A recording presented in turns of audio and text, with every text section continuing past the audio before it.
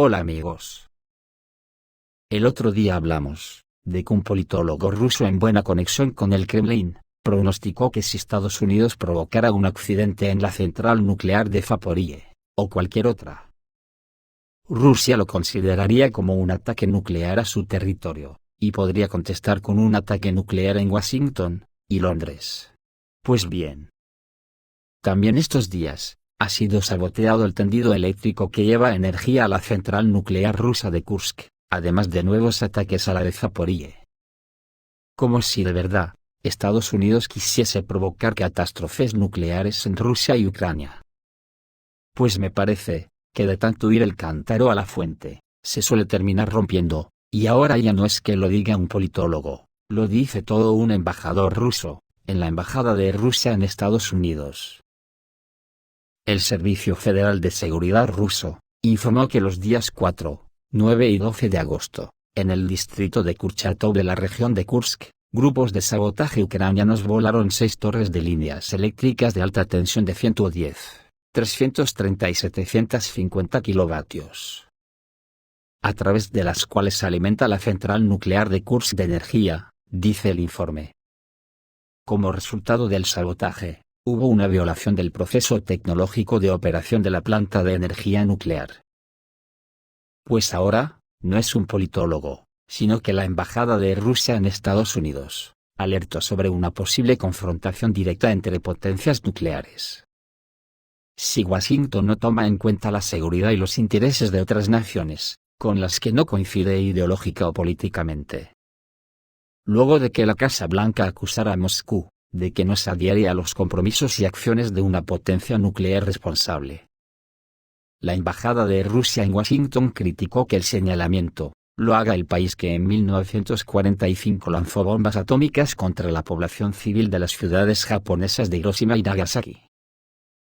La oficina diplomática rusa instó al país norteamericano a examinar más de cerca su propia política nuclear en lugar de hacer acusaciones infundadas contra países cuya visión del mundo no coincide con la de Estados Unidos. Actualmente, Estados Unidos sigue actuando sin tener en cuenta la seguridad y los intereses de otros países, lo que contribuye a aumentar los riesgos nucleares. Los movimientos estadounidenses para seguir participando en una confrontación híbrida con Rusia, en el contexto de la crisis de Ucrania, están plagados de una escalada imprevisible, y de un choque militar directo de potencias nucleares, advirtió la embajada rusa mediante un comunicado difundido en Telegram. La representación diplomática insistió en que la Federación de Rusia cumple sus compromisos como Estado poseedor de armas nucleares, y se esfuerza por reducir los riesgos de un conflicto nuclear. En ese sentido, recordó que las bombas atómicas que cayeron sobre el pueblo japonés en la recta final de la Segunda Guerra Mundial se cobró la vida de más de 450.000 habitantes, hasta el punto de borrar de la faz de la tierra a las urbes de Hiroshima y Nagasaki.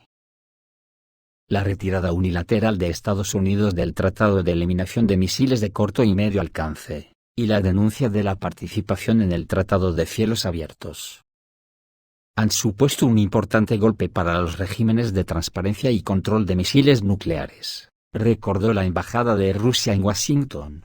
Se puede decir más alto, pero no más claro. La postura de Rusia sucede en medio de tensiones armadas en las inmediaciones de la central nuclear de Zaporizhia, en el este de Ucrania, como parte de las reacciones de Kiev a la operación militar especial que inició Moscú el pasado 24 de febrero en territorio ucraniano. Rusia asegura que las Fuerzas Armadas de Kiev han realizado bombardeos y ataques muy cerca de esta instalación nuclear, lo cual podría desatar afectaciones de gran envergadura en la región. Desde los inicios de agosto, las tropas ucranianas han intensificado los ataques sobre la zona, y Moscú apunta a las amenazas de seguridad provocadas por los bombardeos ucranianos. Y llama a Estados Unidos, a la Unión Europea, y al Organismo Internacional de Energía Atómica, a presionar a Kiev, para que se detengan las agresiones. El 15 de agosto, el ministro de Defensa ruso Sergei Shoigu, y el secretario general de las Naciones Unidas, Antonio Guterres, sostuvieron una conversación telefónica para hablar sobre la seguridad de la central nuclear de Zaporizhia. La central nuclear de Zaporizhia, la más grande de Europa, se encuentra a las afueras de la ciudad de Nergodar. En cuanto al desarrollo de la guerra, lo más destacable estos días, parece que es la captura por parte de los ejércitos de las repúblicas del Donbass, y el ejército ruso, del pueblo de Peskí, en la región de San, donde se había construido una gran fortificación cuya construcción duró 8 años, y el ejército ucraniano la consideraba prácticamente inexpugnable. Lo que ha supuesto, a decir de los entendidos, una gran pérdida para Ucrania, y una importante victoria psicológica y táctica para la República Popular de Donetsk. El Ministerio de Defensa ruso informó el 13 de agosto que como resultado de las acciones ofensivas de las fuerzas aliadas, el asentamiento de Peskí, en la República Popular de Donetsk, había sido completamente liberado. En Peskí, se construyó una gran área fortificada en 8 años, desde donde se bombardeó Donetsk. El comando de las Fuerzas Armadas de Ucrania consideró el mismo asentamiento como un trampolín para el asalto a la capital de la República Popular de Donetsk. Según el corresponsal de guerra Alexander Kots, si el sitio de 8 años de Donetsk hubiera sido la boca de alguna bestia, entonces Peskí habría sido su colmillo más grande, clavado junto al corazón del Donbass. Alexander Kots cree que tomar San no solo proporciona un efecto terapéutico psicológico. Desde aquí, es posible desarrollar la ofensiva, tanto hacia Kalovka, que crece en kilómetros cuadrados hacia la frontera occidental de la República Popular de Donetsk, como hacia el norte, hacia Bodiani, que es una de las claves en las afueras de Avdiivka. El canal de Telegram Rivar escribe que los soldados del batallón Somalia de la Milicia Popular de la República Popular de Donetsk, y el uso de sistemas de artillería y lanzallamas pesados Tosuno-Asan, de las Fuerzas Armadas de Rusia, que atacaron posiciones fortificadas y abrieron el camino para el avance de las unidades, jugó un papel decisivo en la captura de Peskí. Según el autor del canal, formalmente, las Fuerzas Armadas de Ucrania aún pueden controlar varios edificios de varios pisos a lo largo de la calle Stepnaya, en las afueras del noroeste de Peskí, pero incluso en este caso, su limpieza es una cuestión de poco tiempo.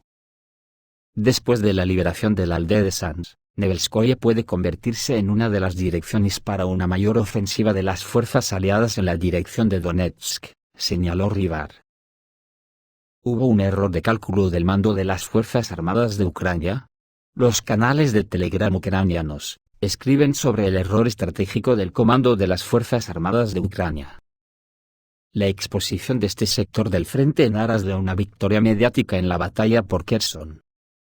Las autoridades necesitaban demostrar que Ucrania es capaz de atacar. Todas las fuerzas se lanzaron a esta tarea. Como resultado, no funcionó ni ahí, ni aquí, escribe el canal ucraniano Zerada. Los lugareños saben que después de las ciudades, en estos lugares hay espacios abiertos de estepa, donde la aviación tiene ventaja, agrega el autor. De hecho, si recordamos las declaraciones del asesor de Zelensky, Mikhail Podolyak, entonces, el ataque a Kherson fue una operación psicológica y de información mediática. Y nadie ha enviado nada a ninguna parte. Por el contrario, algunas fuentes indican que en Peskí, se enviaron unidades de tanques y parte de la artillería. La tarea era detener el avance relámpago de la República Popular de Donetsk, que amenazaba con colapsar todo el flanco, y luego Avdiivka y Mariinka habrían sido rodeadas. Es decir, la victoria de los ejércitos de las repúblicas no se obtuvo por el error del liderazgo militar de Ucrania, sino por las tácticas competentes de tierra arrasada por parte de los ejércitos aliados. Vladimir Zelensky tiene problemas evidentes en el frente, y en otoño se sumarán crisis económicas, energéticas, alimentarias y sociales. El experto militar, capitán de primer rango en la reserva Vladimir Gundarov, cree que la próxima tarea de las fuerzas aliadas en la República Popular de Donetsk es la liberación de Soledar, Artyomovsk y Seversk. El acceso a la tercera y última línea de defensa de los nacionalistas, en Slaviansk, Kramatorsk, Konstantinovka y Dzerzhinsk. Según el experto, cualquiera de las tres ciudades, Soledar, Artemovsk o Seversk, abre el camino a las fuerzas aliadas, hacia Slaviansk y Kramatorsk. No hay duda de que con la derrota de la tercera línea de defensa, el grupo de nacionalistas de Donetsk dejará de existir. Ante esto, y con ruidos de sable en Ucrania cada vez más grandes, debido a las desavenencias entre Zelensky y su comandante en jefe, hoy se puede considerar que Ucrania ha lanzado un ataque muy fuerte contra Rusia, que está bajo ataque.